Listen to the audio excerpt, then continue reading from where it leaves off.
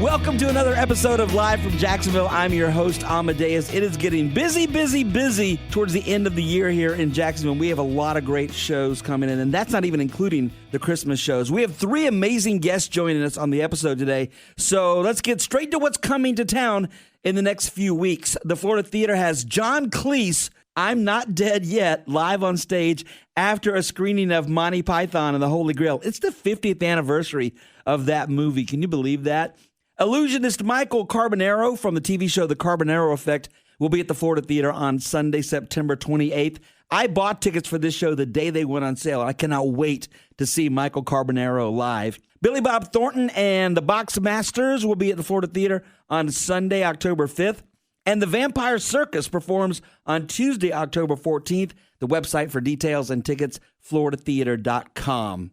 The St. Augustine Amphitheater has the Steve Miller Band coming Thursday, October 2nd. FYI, the Saturday, October 4th Gavin Adcock show is completely sold out. John Batiste is performing at the Amp on Saturday, October 11th. And from the TV series Yellowstone, Ryan Bingham and the Texas Gentlemen are coming to the Amp on Saturday, October 18th. Check out theamp.com for all the details and to purchase your tickets for those shows. Coming to the Thrasher-Horne Center on Wednesday, October 1st, it's MasterChef All-Stars Live. We'll be talking with Chef Michael Leonard in just a few minutes about that unique show. Also coming to the Thrasher-Horne Center, 1964, the tribute. It's called the Best Beatles Tribute on Earth by Rolling Stone. So if you're a fan of the Beatles, you do not want to miss that show.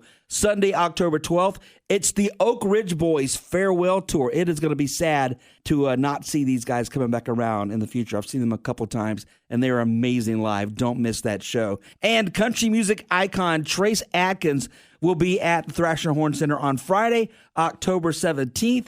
thcenter.org is the website for info and to purchase tickets to any of those shows. Before we get to our guests, I do want to mention that 5 in Riverside has Buck Cherry and Nashville Pussy coming on Friday, October 3rd, and country music group Parmalee on Saturday, October 18th. That is going to be a great show, an amazing venue for Parmalee. The website for tickets is 5jacks.com. As I mentioned earlier, we have three amazing guests on this episode. We'll be chatting with Barry Bostwick, the original Brad from the Rocky Horror Picture Show. He'll be talking about the show coming to Jacksonville. And from HGTV's Unsellable Houses, twin sisters and realtors Leslie David and Lindsay Lamb. But first, I had a chance to chat with MasterChef All-Stars live star Chef Michael Leonard about the show coming to the Thrasher-Horne Center. We started off talking about how Gordon Ramsay said that Chef Michael reminded him of his younger self. Yeah, that was huge. I remember I was just shocked. I was trying to stay into the cook because, it was the audition dish and it was important. But when he said that, I was just like, whoa. That's pretty cool. So I know this show runs over about 4 months on Fox, but how long does it take to actually shoot? Yeah, so it takes probably about almost 2 months of shooting. And you guys are just housed in a hotel or? Yeah, we're all in a hotel, and basically we do our filming and we head back to the hotel. Did you already know most of the other contestants? No, I didn't know any of them, until we got there to the hotel, and then, we all kind of met up and said hi to each other and whatnot. What's that process like? Because you want to make friends with these people, but also you want to beat every single one of them. Right. That's funny. That's the interesting part, because you get close to these people and, we become kind of friends.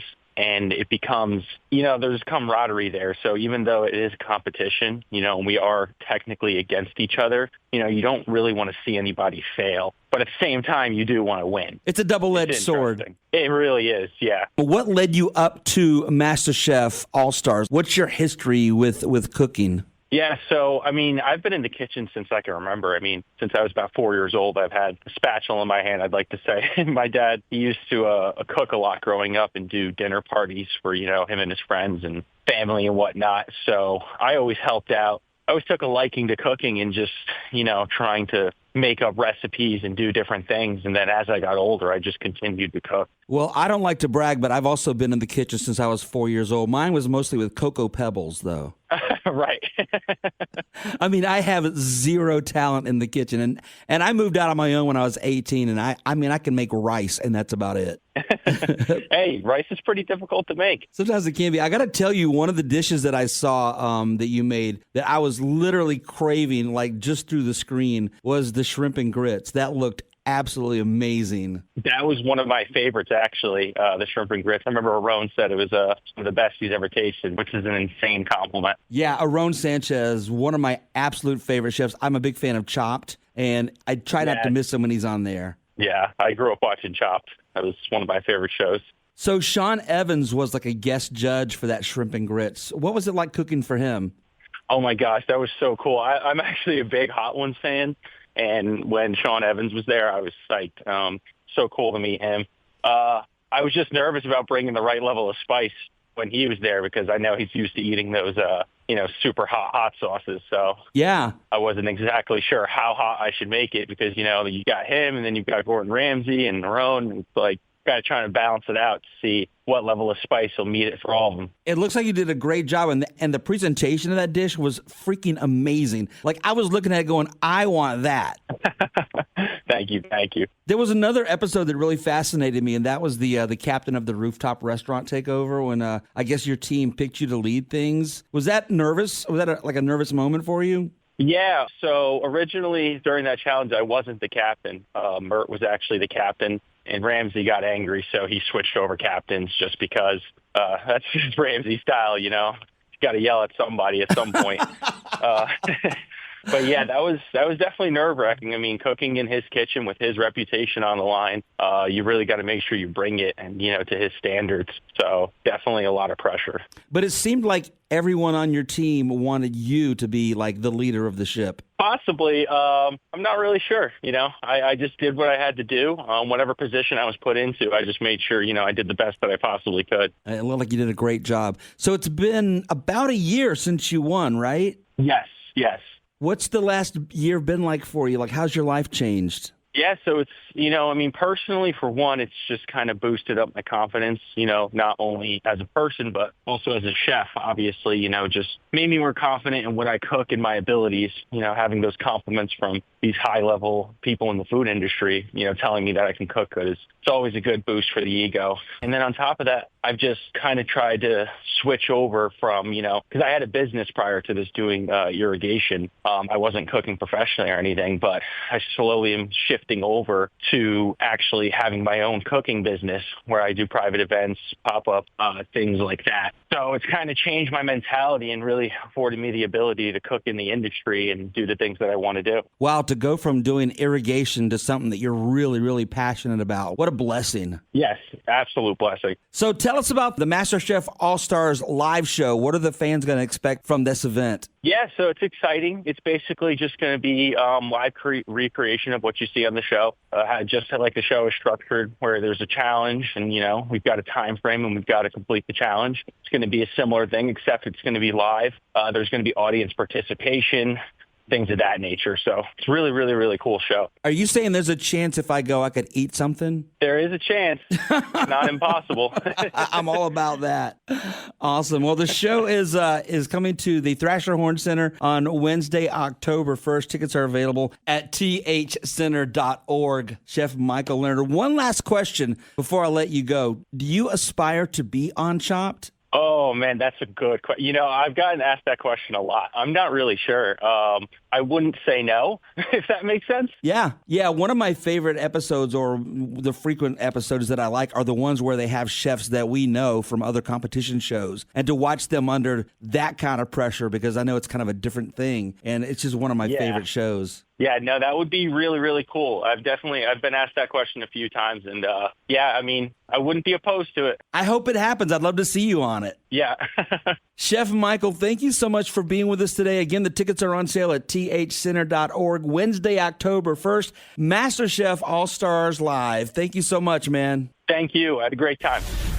Okay, the Fall Jacksonville Home and Patio Show will be in town October 3rd through the 5th, and this year's show features Leslie David and Lindsay Lamb from HGTV's Unsellable Houses. Here's a bit of my conversation with the sisters.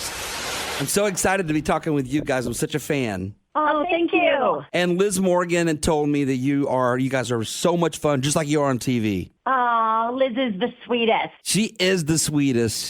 She and I have been friends for almost 30 years. Oh, we love her. Yeah. How are you guys? We're doing great. Yeah, the sun's out. It's a beautiful day in Washington, so can't complain. You guys are coming to the Jacksonville Home and Patio Show on Friday, October 3rd, and Saturday, the 4th, and we're super excited to see you. We're doing a meet and greet with you guys, so we're getting some fans excited to register to win to hang out with you guys. Oh, awesome. Yeah. What is it like for y'all when you do these shows? Oh, it's so fun. We love traveling, getting to meet fans. We always say we're people that happen to land in real estate. We really could have done anything as long as we were with people because we love being around people. And so that's really what energizes us and gives us so much of our crazy energy. And so just getting to visit with people and talk to them and answer questions, that's the part we really, really love. I think I can relate to that because I worked for a grocery chain here. Are you guys familiar with Publix? Oh, yeah. Of course we are. Are you kidding? The big scale in the entry? Oh, my gosh. Up in Florida. We know Publix. Oh, okay. Well, I worked for Publix for almost 15 years before I got into radio full time. And I loved working at Publix because I love people. And I love being in radio because I love people. So I can totally relate to that. That's awesome. Yeah. For those that don't know or haven't seen Unsellable Houses, tell us about that show. So it's a fun concept. We invest our own money into the projects to fix up someone's home that they've been trying to sell. And we always say it's not about being unsellable. It's about being unsellable at top dollar. So we go in, we invest our money, then put it on the market and sell it at top dollar. And then you guys get your money back and split the rest with the seller. Correct. Yep. It is such a fun concept. I'm kind of an HGTV junkie, so I kind of follow all the new shows. And when that one came on, I'm like, this is such a cool idea. Oh, thank you. Yeah, we've been doing it for about 12, 15 years now. And so when HG approached us about doing a TV show, they didn't really have a concept yet. They just knew that they wanted to use us as talent. We were like, hey, this is what we do. We feel like this would be fun. So it was a good match. So Lamb & Company is your company, right? Lamb & Co., yes. Yeah, or Lamb & Co. And so that started then before the show? Because that started 16, 17 years ago, right? Correct. And it started as just real estate, but now we've branched into, we have a design firm and we have a renovation company as well. So how does HGTV find you two specifically? They found us on a silly YouTube video that we had posted with some of our clients doing a car karaoke video. Oh, that's awesome. Had you any idea at that time that you guys would be this kind of megastar? No, not at all. And we still don't feel like that. We were just having fun with our clients, dancing, goofing around, and we got the phone call, and it was pretty surreal. One of my favorite parts of the show is the stuff they show outside of work when you're with your families. I love that aspect of you both. Yeah, we enjoy that too. We enjoy that the family gets to be a part of it, and we show the other side of who we are, not just the business side. To me, that adds to the appeal of the show because, like you said, you're people, and I think that completely comes across in those, aspects of the show. Oh, thank you. Are there any favorite episodes or standout things from over the years that you filmed that you loved? That's a tough one. I would say, a lot of our favorite episodes really have to do with the people we work with. Yeah. So we build relationships with these homeowners, and often we're working with these homeowners for months, if not over a year, before we ever get to the point of the television show, because they are either hoarders that need a lot of, time and just assistance and support in the idea of downsizing or moving on from their home, or it's, widows or widowers that, have emotional connections to their properties. So there's just a lot of things that, there's a lot more that go into the selling of the home.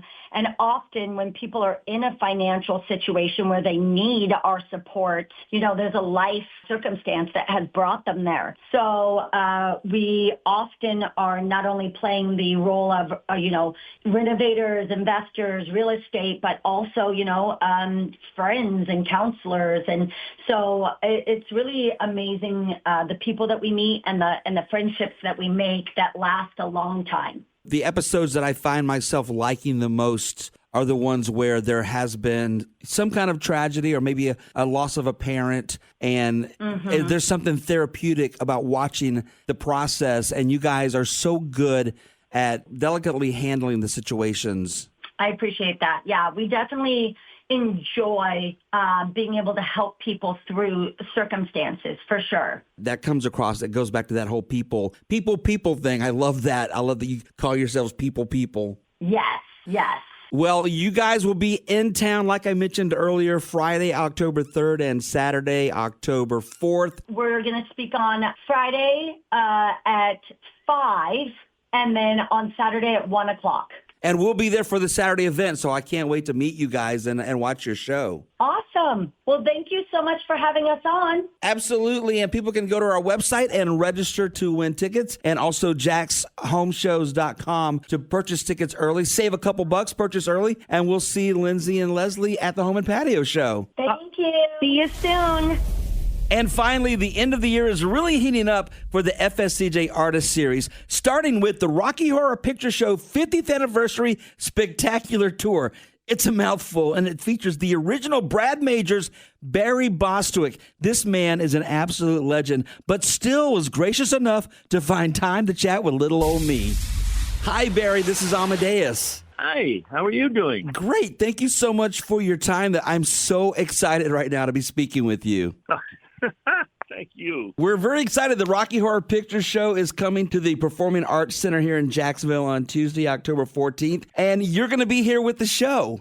Yes, I am. We are covering all of our bases this year because it's the 50th anniversary. We're doing 50 cities within 50 days, and we're using probably 50 different shadow casts from all over the country. We get a shadow cast wherever we are, and it gives us a chance to really, I think, give thanks to the diehard fans who are not only in the audience, but specifically the ones that are shadow casters who have just created this community, this lovely, wonderful, far-reaching community. When you say we are doing 50 cities, who else from the original cast is involved? We've got a little Nell, we've got Patricia Quinn, and then we're doing one or two shows in L.A. area with Tim. We're doing a big one in Anaheim towards the beginning of November. And also we're doing one at the Academy of Motion Picture where they're honoring Tim, and we're doing a whole evening with a shadow cast in L.A. That's fantastic. I saw that CBS, I believe it was CBS Sunday Morning interview with Tim. Yes. And I mean, for me, Tim will always be the legend character Darkness. I loved him in that. But Rocky Horror, even the Muppet movie, like he did so many amazing things. I'm such a massive fan of all the cast of Rocky Horror, but Tim, in another way, just kind of like raised me.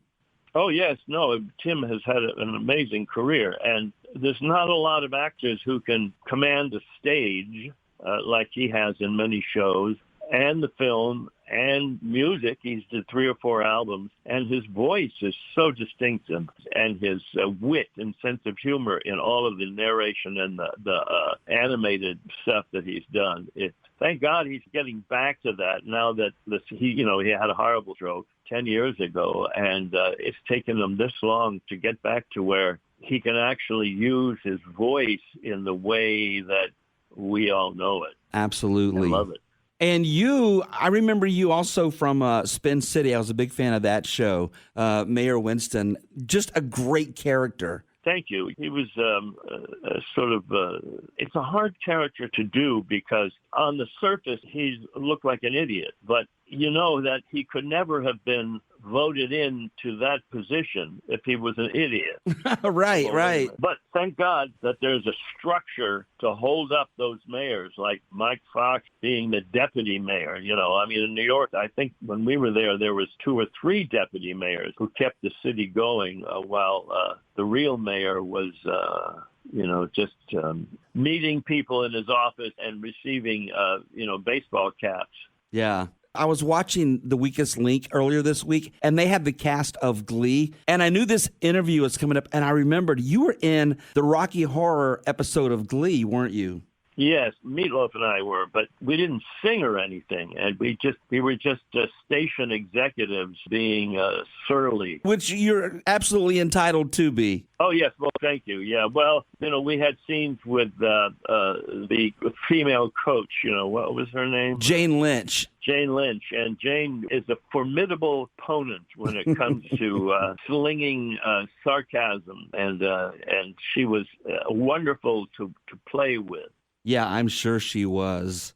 Well, the Rocky Horror Picture Show 50th anniversary is happening Tuesday, October 14th. It's part of the FSCJ Artist Series right here in Jacksonville. Barry Bostwick, the original Brad, you will be here. We are so excited to see you, and we cannot wait for the show. Well, I can't either. Thank God. Are you coming? I'm coming. Are you kidding me? I wouldn't miss that. Okay, well, you must say hello to me, and I want you to dress up like Frankenfurter because he's the only one that ever wins the costume contest. I'm kind of more of a Meatloaf-sized guy. You don't want to see me dressed like that. Well, okay, come as Meatloaf and make sure that you have a working saxophone so that you can make the noise on the stage. Perfect. Absolutely perfect.